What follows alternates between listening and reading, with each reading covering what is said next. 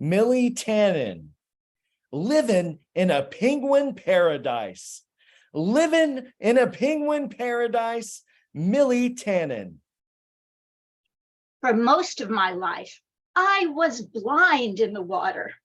I was so nearsighted that when my husband and I were first married and went to see our ophthalmologist, he told us to adopt.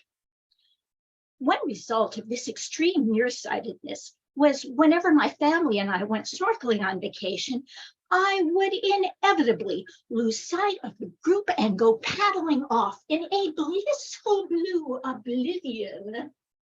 This morning, I'll tell you about a remarkable adventure I had on one of these trips.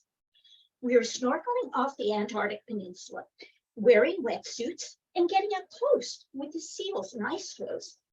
As usual, I drifted away from the group and soon found myself alone and shivering in the penguin-infested waters. Suddenly, a whole raft of penguins surrounded me, and they started hurting me like I was a lost ship. I began swimming with them, and soon we were happily bobbing up and down through the icy water. I assumed they were taking me back to the ship, and I was surprised when we stopped in front of an enormous ice floe as big as a skyscraper. To my astonishment, a door opened in the floe, and a small figure beckoned me in. The penguins all boosted me up, and I tumbled through the doorway. Once I was inside and could put on my glasses, I saw that the floe really was a skyscraper, inhabited by tiny people, no more than 3.5 feet tall.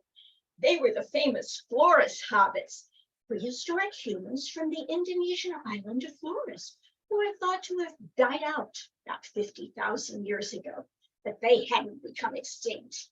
Instead, as modern humans started to arrive, they'd headed south, eventually reaching Antarctica and building this extraordinary city disguised as an ice floe. And what a beautiful city it was. It sparkled everywhere with crystals in brilliant colors: emerald green, cobalt blue, rosy pink, all made with dyes from marine life. The hobbits were colorful too, wearing seal skins dyed with the same tints. Amazingly, they spoke English, but it was the Queen's English, which they'd learned from Sir Ernest Shackleton and his men, whom they'd rescued from the ice way back in 1915. So the hobbits and I could communicate, and what a day we had. First, there was a banquet featuring pan-seared pufferfish and kelp, and finished with an emulsion of squid ink and caviar. Next, there was a show, and of all things, it was a can-can. Thousands of years before the French had invented the dance, the hobbits had perfected it.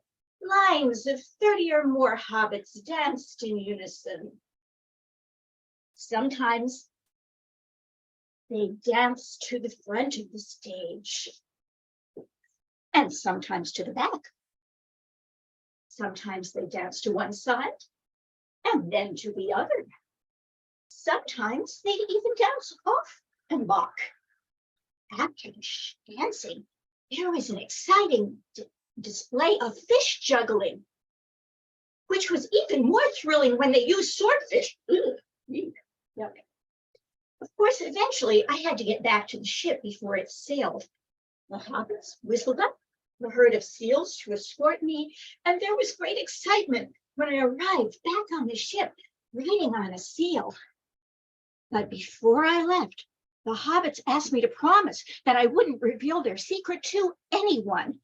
Sir Ernest Shackleton and his men had promised, and of course, I did too. Now you know, but you won't tell anyone, will you, Mr. Contest Master?